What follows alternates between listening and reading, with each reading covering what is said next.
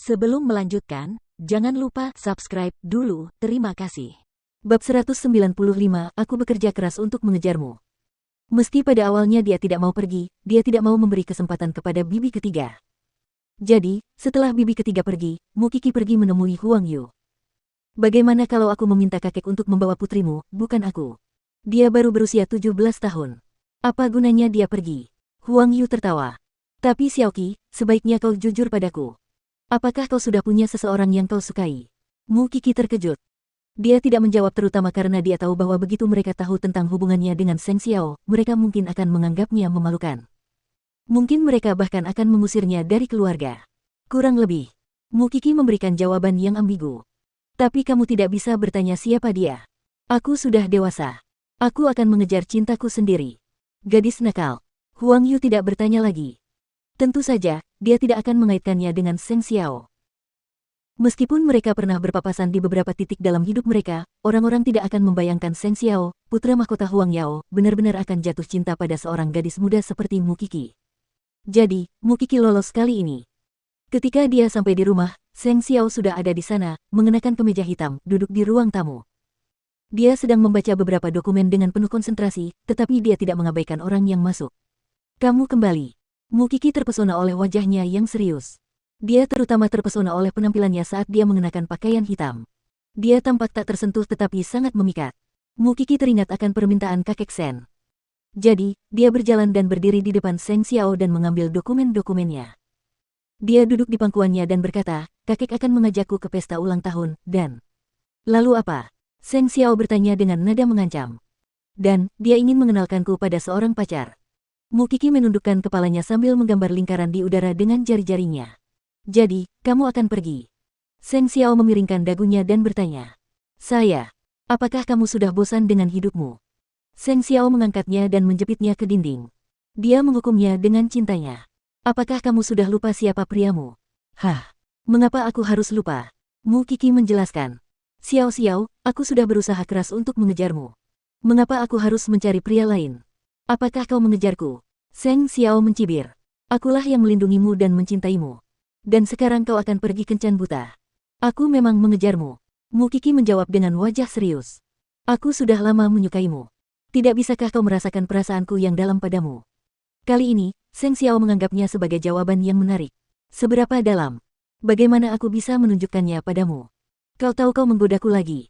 Seng Xiao menggendongnya dan berjalan ke tempat tidur. Dia membaringkannya di tempat tidur besar.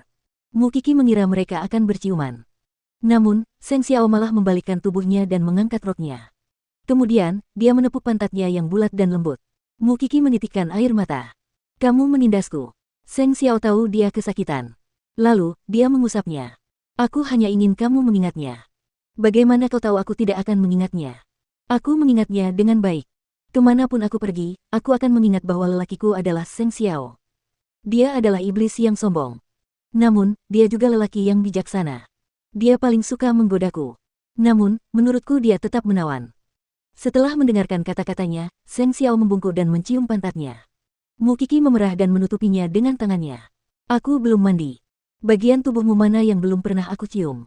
Seng Xiao berkata dengan nada meremehkan. Dia mengangkat Mukiki dan memasukkannya ke dalam bak mandi. Kamu boleh pergi ke pesta ulang tahun, tapi... Aku tahu apa yang harus kulakukan. Mukiki mengangkat tangannya dan mengumpat. Aku baru saja mengenal lebih banyak orang. Tapi aku tidak akan pernah melirik pria lain. Seng Xiao merasa puas dengan jawabannya. Bukan karena dia bersikap liberal. Tetapi karena keluarga Seng juga tercantum dalam daftar tamu. Dia tidak suka menghadiri acara seperti ini karena menurutnya membosankan. Namun sekarang sepertinya dia perlu merebut kartu undangan dari putra keenam keluarga Seng. Dan satu hal lagi, Xiao Xiao. Bibi sudah menikah. Bukankah kita harus memberinya hadiah? Mendengar kata kita, mata Seng Xiao melembut. Dia mengangguk. Dia senang karena Mukiki menganggap mereka sebagai satu kesatuan. Bagi Mukiki, dia adalah kepala keluarganya. Dia adalah suaminya. Sedangkan bagi Suzy Pei, dia adalah menantunya. Apa yang dia suka? Dia punya segalanya. Dia hanya berharap kita bisa bahagia, kata Mukiki sambil berbaring di bak mandi. Kalau begitu, kita akan memberinya ketenangan pikiran. Aku akan membiarkanmu memutuskannya. Mukiki meraih lengan Seng Xiao dan meletakkan kepalanya di sana. Tak lama kemudian, dia tertidur. Seng Xiao memandikannya dan membaringkannya di tempat tidur. Kemudian, dia pergi ke ruang kerja dan meminta Jing Yun untuk menyiapkan hadiah. Tidak harus sesuatu yang mahal, tapi harus tulus. Dia yakin Su Zipei akan menyukainya. Dan dia menatap Mu Qi yang sedang berada di tempat tidur, tertidur lelap. Namun, Seng Xiao tidak terburu-buru untuk tidur. Karena kakek Sen tidak bisa diandalkan kali ini. Bagaimana mungkin dia terburu-buru untuk mendapatkan menantu ketika Qi baru berusia 18 tahun? Jika kakek Sen membuatnya takut lagi seperti ini, dia akan membuatnya sakit kepala. Saat itu sudah larut malam. Namun Rong Junhan masih berjuang mencari cara untuk membebaskan saudaranya dari penjara. Ia meminta bantuan dari teman-teman dan kerabatnya. Namun tidak ada yang mau menolongnya. Rong Junhan mulai merasa cemas. Namun, dia tidak berhenti. Dia pergi menemui kakak iparnya. Putriku telah menceraikan saudaramu. Kau tidak tahu malu datang ke sini. Keluarga Rong pantas menerima semua yang telah terjadi. Pria itu mengejeknya. Saya benar-benar ingin menyalakan petasan untuk merayakannya. Ketika putri saya dipermalukan oleh saudaramu, apa yang dikatakan keluarga Rong?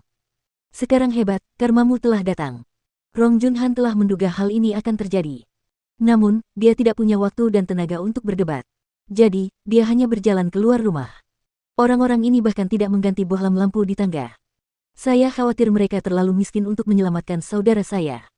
Setelah itu, Rong Junhan menyalakan senter di ponselnya.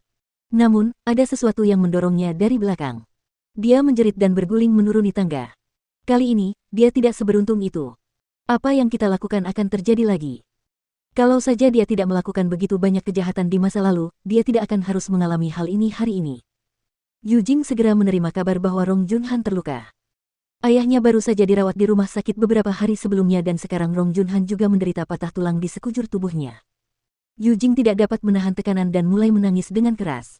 Mu Qi merasa kewalahan dengan berita terbaru. Grup Rong sedang diselidiki kemarin. Dan Rong Junhan dirawat di rumah sakit karena patah tulang. Kalau begini terus, apakah besok ada yang masuk penjara? Apakah Rong Junhan sedang tidak beruntung atau... Dia pikir ayahnya tidak akan bertindak secepat itu. Mungkin Rong Junhan hanya sedang tidak beruntung. Di sisi lain, Yu Jing tidak punya pilihan lain sekarang. Yang bisa dia pikirkan hanyalah Sen Lin. Sen Lin selalu mengabulkan keinginannya. Sekarang dia bisa bersikap menyedihkan dan meminta simpatinya lagi.